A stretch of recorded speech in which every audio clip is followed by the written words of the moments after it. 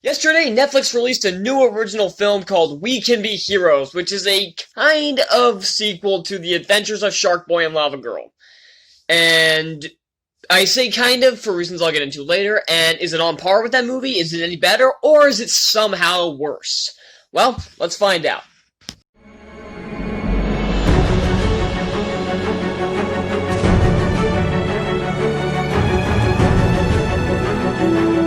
Merry belated Christmas, everybody! I did not post a video yesterday, even though I was planning to, but I never really got around to doing anything. So, instead, last night I ended up watching this movie to see if there's any good so I can finally get another review out. Because I know I've said I was going to do Songbird, but I'm really putting it off. I don't want to watch that movie. I really don't, but I'm really curious if it can beat out Eurovision to be the worst film of the year. I'm really curious, but I've been... That's the reason I haven't gotten to the review yet, because I'm putting off watching it. Because I don't want to. So, anyway. So, yesterday was Christmas, and they decided to release We Can Be Heroes on Christmas for some reason, after pushing it up from an original January 1st, 2021 release date. And I also would have preferred had they kept that release date, so it would have been my first review next year, but that can't be hoped. So, this is, like I said, this is a kind of sequel to The Adventures of Sharkboy and Lavagirl.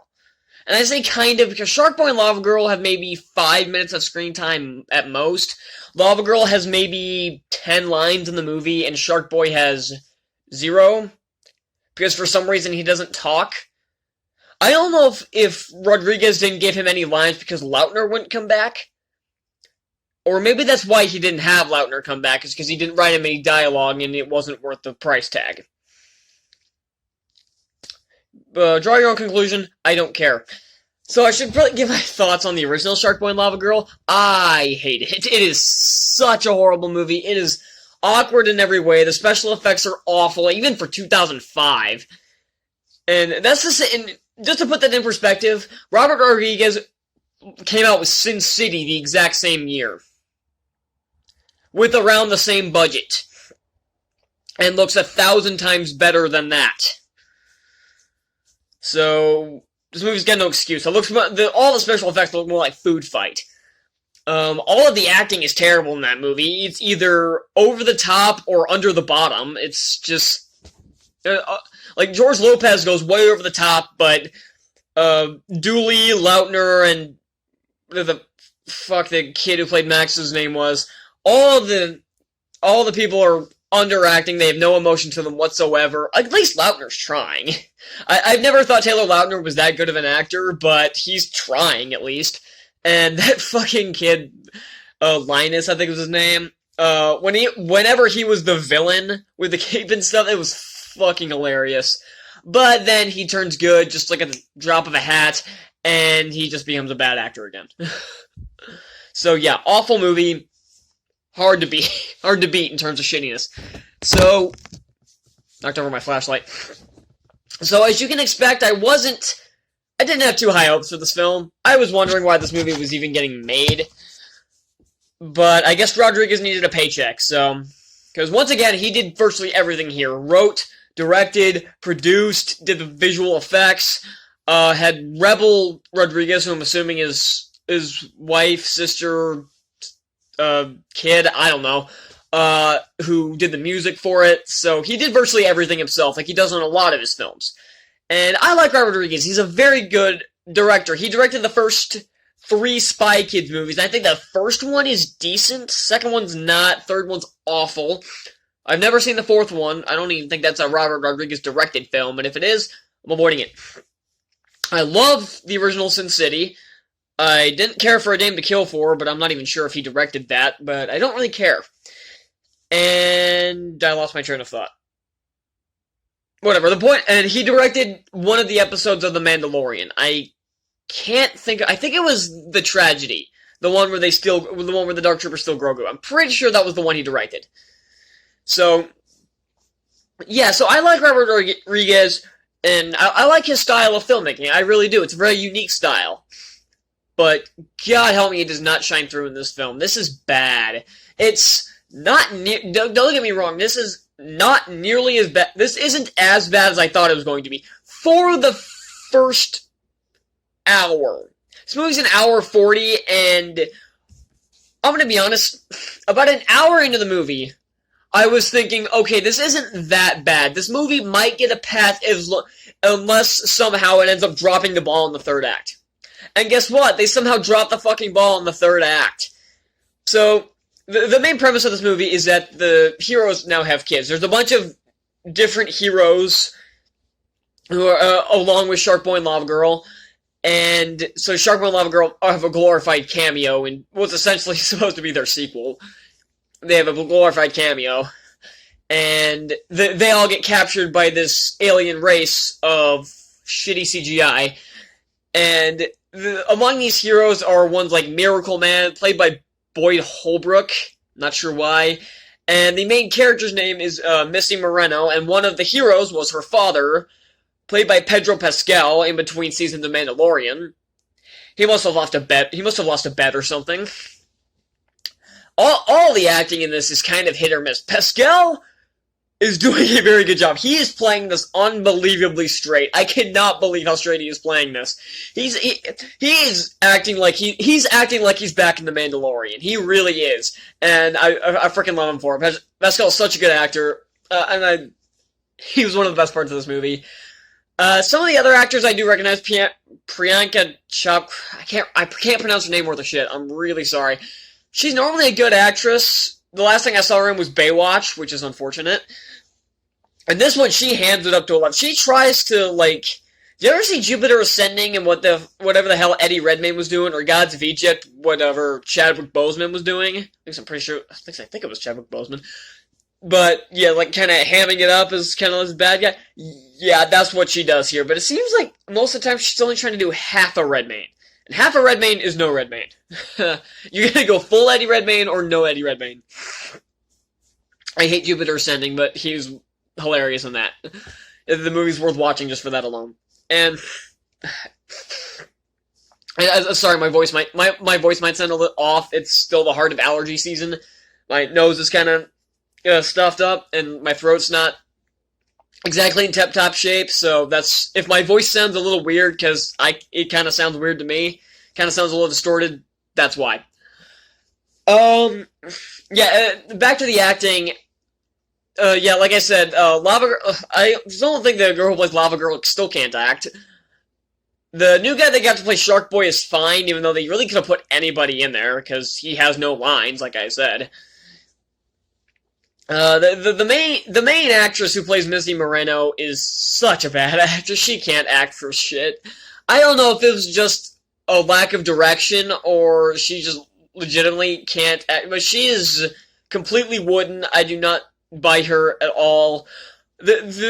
Among the other kids, there is a kid named Wheels, played by Andy Walken. No relation to Christopher Walken. But if you saw Christmas Story live, first of all, I'm sorry, and second, he played Ralphie in that. So if the name Andy Walken might sound familiar, that's why. He was also in a sitcom called The Kids Are Alright, if you ever seen that. So the name might sound familiar if you watch a lot of weird random shit like I do. So he plays Wheels, and he does a very good job here. Unfortunately, most of the kids can't act. There's a kid named Slow-Mo who obviously runs in slow-mo, and he doesn't do that bad. He's fine. There's this kid who draws a lot, and I'll get back more to her later. I'll get more to her later. There's the girl, the youngest girl, who's like 7 years old, is the daughter of Sharkboy and Lavagirl. So she has, so she can control water and has the super strength of a shark. Sharks don't really have super strength, but Sharkboy does, so just roll with it. And I guess I can't be too hard on the kid, but it's still not... It's better than you think. You'll see, oh, a 7-year-old? Come on, this is going to be a terrible performance. It's not awful. At times, she's okay, but there are other points where her voice gets a little grating. I know it's probably not her fault, but it's like the same thing with Short Round in Indiana Jones and Temple of Doom. I don't care if it's not the kid's fault. He's annoying as shit. And this kid is a little grating at times. All the other kids are varying degrees of There is one girl who plays, who does the, her named acapella, because her her like superpower is that she can use her like singing voice to do various things. It doesn't make sense, but neither does this movie. And surprisingly, the actress does okay. She's one of the few kids who's actually okay. She's fine.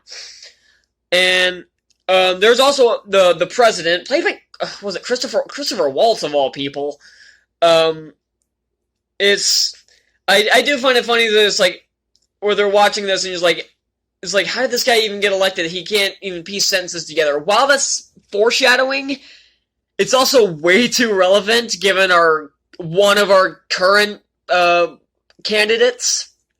You know which one I'm talking about. Little dementia boy. And criminal dementia boy at that. But I'm not getting into politics. I try not to get political. I'm going to avoid it because I've seen idiots on the internet. Like I've seen idiots do YouTube stuff YouTube stuff like this, who have done stuff overly political, and they got trashed for it by a lot of their fans. So I don't have that many fans on here, but I'm not gonna get political. So don't worry. But I had to get that out. Once. But that is way too relevant, and I like Christopher Waltz. He's funny, and yeah, that's all there really is to the acting here. The story is a mess. It makes absolutely no sense. It's like a low rent version of Sky High. Kind of like Secret Society of Second Born Worlds. This is better than Secret Society of Second Born Worlds. That movie was awful. That was one of the worst movies of the year. This one is, I don't know if this is going to make the top 10. I highly doubt it, considering this is one of the worst years of cinema I have ever seen. And I don't know if it's just the cynical side of me since I started doing this. If maybe I'm judging them a lot harsher now since I'm reviewing them, so I have to judge them a bit harsher. But I don't know, this year has been severely disappointing. So this movie looks decent by comparison. It's not good. I don't like this. If you like the original Sharkboy and Lavagirl, you'll probably like this. I didn't, so I thought this was really bad. The special effects are hideous. Actually, you know what? I will bring up one fact. The special effects do look really bad, but there are times when they look better than I thought they would. Like, for example, there's this kid named, something. It's like face something, where he can, like, change his face to he can morph his face into he can look however he wants, basically. He's kind of like a shapeshifter, but not really. But regardless, is that while they're just kind of messing around in the bunker, he challenges the one kid who can stretch named Noodles. Yeah, that's not funny. And also, yes, of course I made a "that's what she said" joke. Why wouldn't you? Especially if you're as immature as me. But the Noodles, of course, can, like, stretch, so he, like, crosses his eyes really well. And the other guy, his eyes, like, completely move to the other side. Like, his eyes switch places, and I knew he was going to do that, so I like, cringed myself for a bad effect, but surprisingly, it didn't look that bad. Like, also, the water effects. Water effects are something I really praise in films, and I think the best water effect that has ever been made is in the first Percy Jackson movie. Those are some of the best-looking water effects I've ever seen. This one doesn't look horrible, but it's... A lot of these effects look amateurish, but you can tell they were on a low budget. These definitely look better than the first movie. The first one had some of the worst CGI I've ever seen in my life. But this one doesn't have that. It's better than, again, it's better than Secret Society. I'm just making a bunch of comparisons. It's like a less bad version of Secret Society. It's like Secret Society of Second Born Worlds, except not nearly as bad. Like, the acting, like, every actor in that movie was phoning it in. This one has a few bright spots. The special effects in the other one look hideous all the time. This one looks hideous most of the time. There are times when the bad effects can, like, they can kind of... It's like Robert Rodriguez is one of those guys who understands that... What people don't understand about CGI is that if you try to hide CGI in darkness, it's way more noticeable. It's the difference between practical effects. Practical effects you put in the dark so you can hide the fact. But if you put it in light, it's noticeable. CGI is the complete opposite. If you put it in a very brightly lit environment, it will be less noticeable. And I think Robert Rodriguez really understands this, because every scene in this is Oh, I think that's another problem. One problem I have with this movie. This movie is kind of overlit. Even like the alien ship it's like this purple ooze. It's not even like ooze. It's just like purple everywhere. But it's so overly lit. It looks like they're just in a studio. It looks like in a studio backlot green screen because that's all it is. Like Robert Rodriguez makes all of his films like in his garage. It's like every shot he's like ever made is always on a green screen. I don't think he has ever built a practical set. I'm not, if he has, correct me if I'm wrong, but I don't think he has ever built a practical set, which is why his effects look really fake. But movies like the first couple Spy Kids movies can kind of get away with that. The third one couldn't, but the first two kind of could. This one can't. This one needed better effects. This needed at least slightly higher budget. I know this is Netflix, but you needed a better effect. The action sequences are laughably horrible, and it's especially bad in the final act, where times when where the director is so dead set on focusing on this one thing that everything else just seems to just be gone for a few. Like, for example, they have Noodles. Oh, God, that name is so stupid. He stretches out to make a little tightrope, and then Missy's like walking on it to draw the attention of some of the creatures.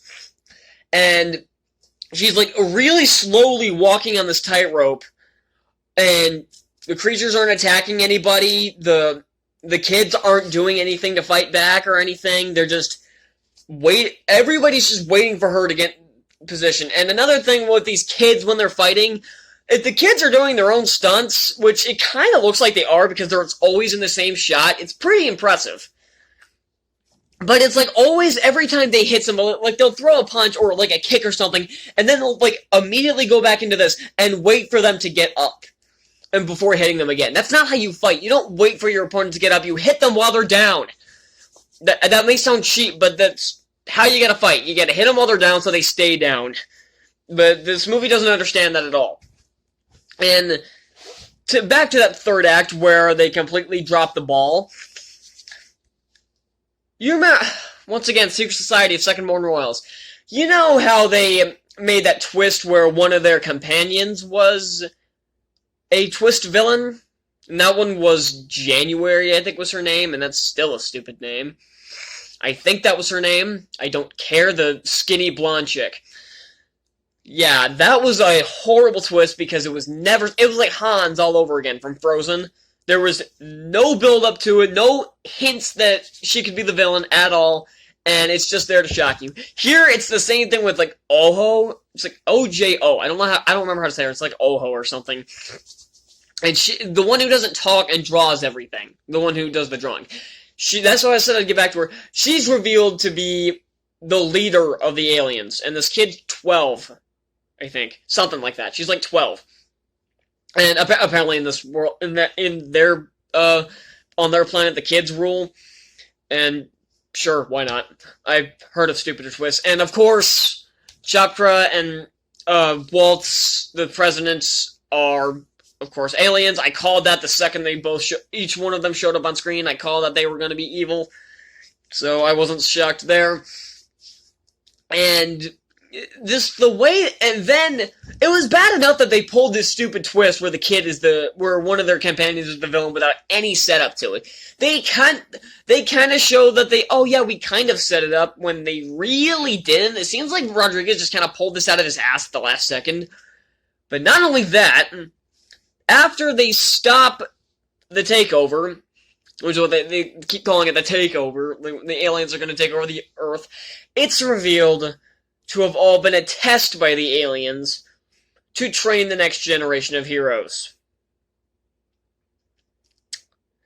And boy did I feel the urge to kill Rising, let me tell ya.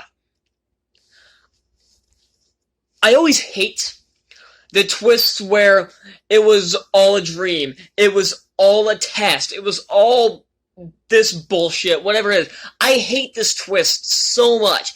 It is the laziest thing you can do. And people keep doing it because they think they think it works. This doesn't work because it feels manipulative. Because it is. Organic twists don't feel manipulative. Ones like I Am Your Father from Empire, or that Syndrome's the kid from the prologue in The Incredibles. Those don't feel manipulated because they were organic and worked with the story. Twists like this, I swear Rodriguez just came up with while he was sitting on the toilet one day. He's just sitting there like, I've got an idea. And it's just, it's like the laziest thing you can do. It's the laziest twist you can make. Especially in a movie like this. This is a superhero movie. It did not need a twist villain. Superhero movies don't need twist villains. Incredibles 2 didn't get that memo. Captain fucking Marvel didn't get that memo. Spider-Man Far From Home didn't get that memo. And look how good those movies were. All of those movies were crap. So, I don't know what possessed Rodriguez to do this. I know his target audience is like kids like half my age. Because I'm just a few months away from being an adult. So, I'm not the target audience here, but good God! At least put some thought into your twists. Full disclosure, I didn't like this. At all. I hated the first one. This one wasn't as bad. This wasn't as offensive as Secret Society of Second Born Royals, like I said. This probably won't make the top 10 worst, but it may get an honorable mention in there. I know people are liking this movie for whatever reason. So, but I'm guaranteeing most of those people who like this movie were fans of the original, and I've always hated the original. It was such a terrible movie, and this is not any better. Well, it is slightly better, but it's still got the same awkwardness from the first one. All the awkward acting with the characters having no chemistry with each other whatsoever. It's got the really bad CGI, the lame fight choreography, the nonchalant, not thought about at all story, not well thought out story, and a cast that just seems to have been thrown together in a movie that was filmed over a weekend. So, that's all I'm going to say. I'm going to give We Can Be Heroes a D+. I'm getting really sick of giving this grade. This is literally the highest, the grade I've given the most this year. And I don't want to use it again. Wonder Woman 2, Soul, you better be good. Safety, if I watch you, you better be good. Songbird, I know you're getting an F. I guarantee that movie's going to get an F. Both the December movies so far have gotten a D+, I just realized. Fuck my life. Thank you all so much for watching. Be sure to hit that like button down below. Hit that subscribe button for more reviews like this. And I will see you all next time. Merry Christmas.